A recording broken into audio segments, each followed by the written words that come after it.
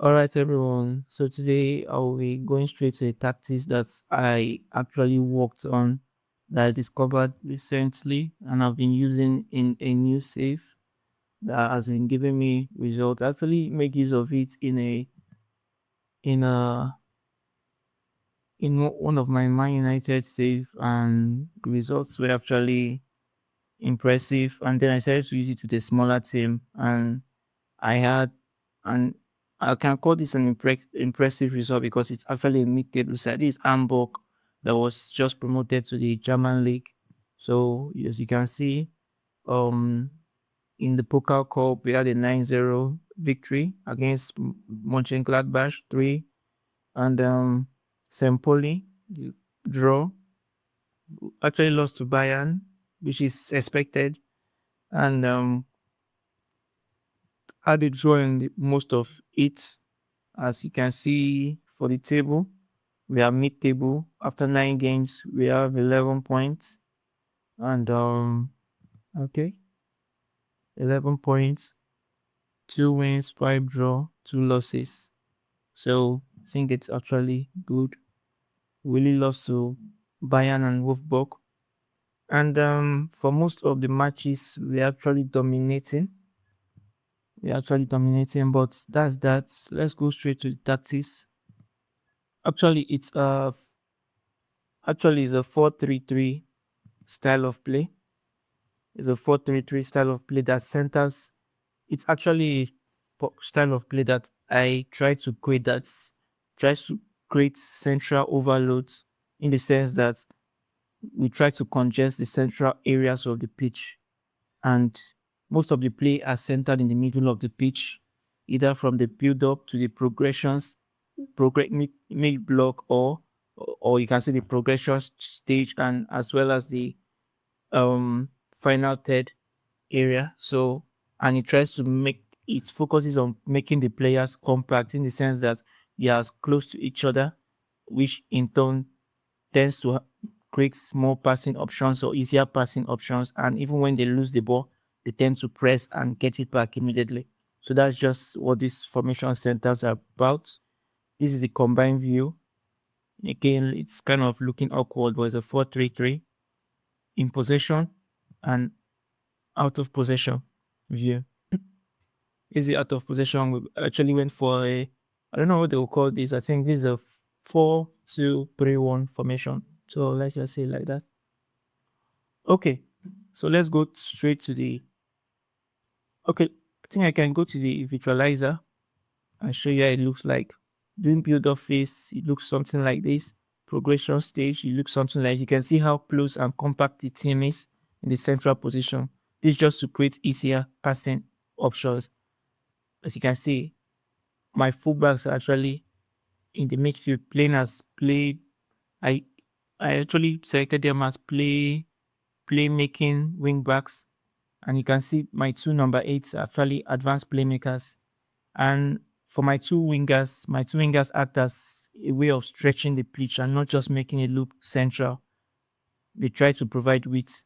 So you can see, and out of possession, you can see the team looks like a 4-5-1 in low block, 4-5-1 in mid block, and a 4-4-1-1 in high press. So that's just it.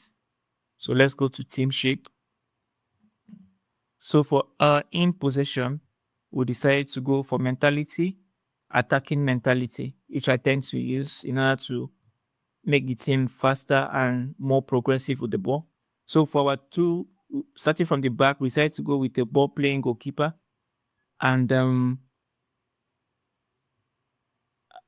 in our for our center backs, we decided to go for two plain center backs, nothing special, just two center backs, and for our, so they can just focus just on defending the back line.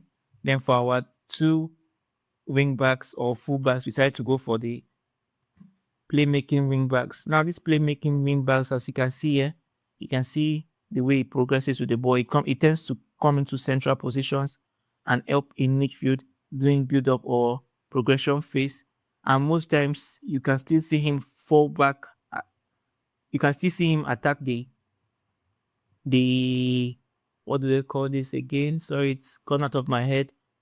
The let's just say this east half areas. I've forgotten what they call it. Attack this area of the pitch. That's the area between the defenders and the wing backs, or the opposition defenders and the opposition wing backs. So that's just it. So I decided to go for two playmaking wing backs who tends to play in this. You tend to see them in this position in the midfield areas, helping the defensive midfielder in this area to make the midfield look like a back three, while the two number 8s progresses up, looking like two number 10s. Okay, so that's that for your fullbacks. So for your defensive midfielder, we decided to go for the deep line midfielder, deep line playmaker as a midfielder, now to help with build up and protect the back line. Then for your two number 8s, we decided to go with both of them as an advanced playmaker. Both of them advanced playmaker, but actually this is a real playmaker here. This other one is actually a midfielder or a central midfielder or a defensive midfielder, but Vieira is actually a progressive or attacking midfielder. So I tend to, or let's just say, is our most progressive, more progressive midfielder. So I tend to is at this particular side of the pitch. So the reason I say this is that because in out of possession, it tends to be our pressing central midfielder, while the other number 8 actually falls back to the pressing defensive midfielder. So that's that. Okay, then for our two wingers, we decided to go with wingers, typical wingers, just to provide width. And as you can see, providing width throughout the attack, the winger stretches the opposition defense by attacking from close to the sidelines. The role aims to provide support to their team forward, playing dangerous passes and crosses in the final third to create chances for their team. So that's nothing too special, just two typical traditional wingers. Then for your striker, we decided to go for the center forward. Nothing too, we just needed a good threat. So nothing to listen. So that's that for your in possession. And then for your out of possession, we have the sweeper keeper in order to win the ball that has been played over the line. Then we have two center backs, and just a typical traditional two center backs and two flats and two traditional full backs. And then here we have the defensive midfielder who tends to play who in possession plays as a deep line playmaker. And then here we have the pressing defensive midfielder who actually plays as a advanced playmaker in our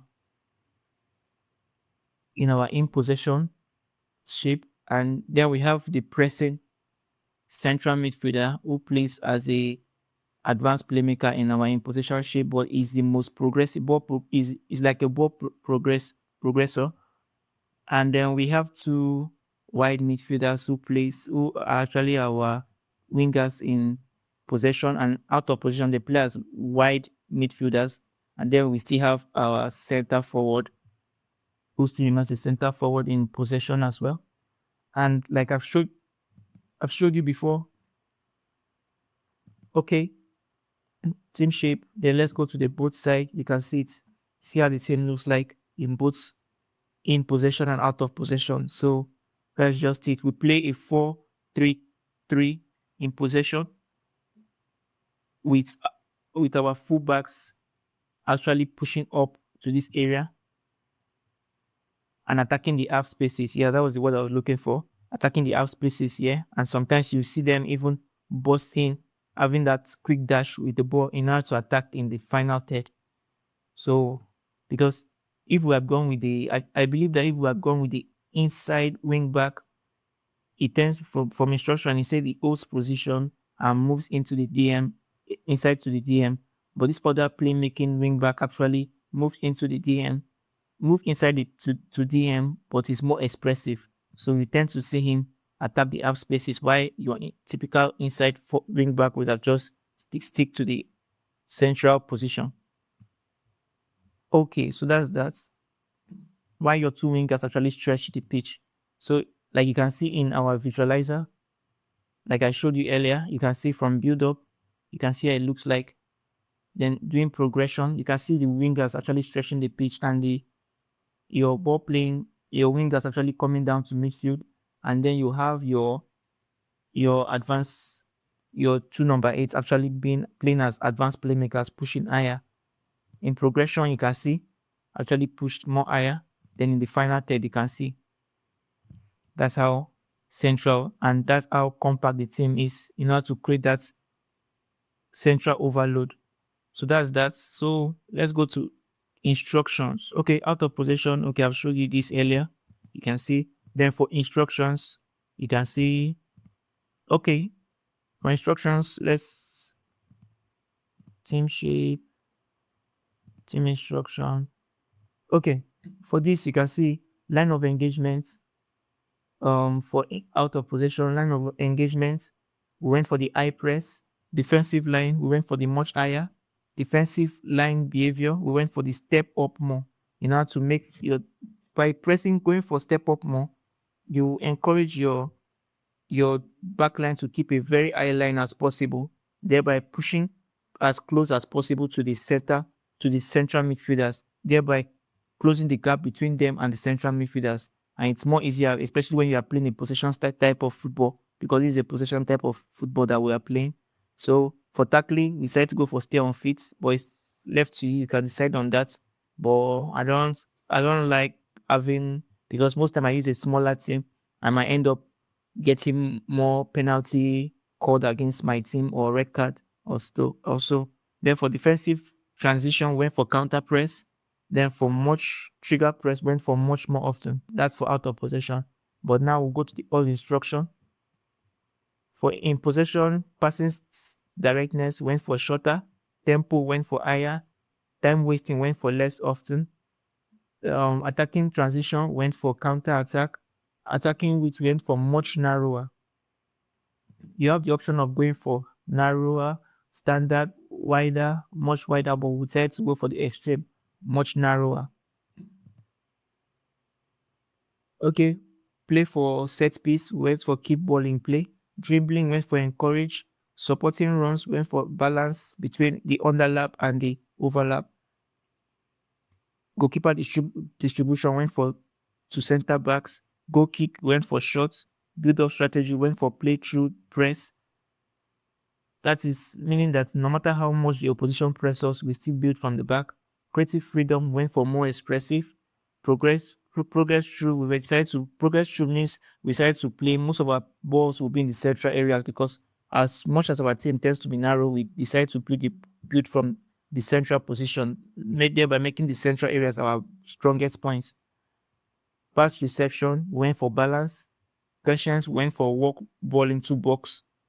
But you can decide against that depending on the team you're using. But based on I tried using it with a bigger team, I wanted to. That's why I went for the walk ball into box. But if you're using a smaller team, you can decide for yourself. It's optional. But I don't know how the result is going to be. But for shots from distance, went for balance. Crossing style went for balance. So for out of possession, as you can see, we went for high press, defensive line much higher, sugar press much more often, defensive transition went for counter press, tackling stay on feet, cross engagement went for stop crosses, trap pressing trap, we set it trap outside, and short goalkeeper distribution, yes. So that's it for this style of play. And like I showed you before, I showed you the results, and let me show you some of the matches. Okay, against Bayern, the result wasn't. You can see Bayern actually won by 2-0 in the second half, but we try to stay in the game as much as possible. And so basically, the tactics is just a personnel problem, not actually a. As you can see here, we played against St. Pauli, and we played 0-0, but you can see we dominated 54 ball possession. Shots on target, we had 8 to St. Pauli 0. Shots, we had 11 to theirs. XG wasn't that okay for us, but still something. Okay. Against And okay, you can see this. Okay, 77. We had good XG, but their shot on target was, so you can see. So I just believe it's a personnel problem, not actually a result, not actually a tactics problem. Because I actually tried using it with Man United and it was favorable. We dominated both possession wise and XG wise and everything. You can see here, Mönchengladbach, Mönchengladbach actually had a big superiority than us, but we still dominated and won. So that's just it. And that's it for this particular style of play. And see you in the next video. Please like, subscribe, do everything, because by doing that you are pushing this channel forward and higher. And you, and just basically subscribe and also like and leave a comment on what you want or what you think, and it will help this channel more. Thanks very much. See you in the next video. Peace and love. Thank you.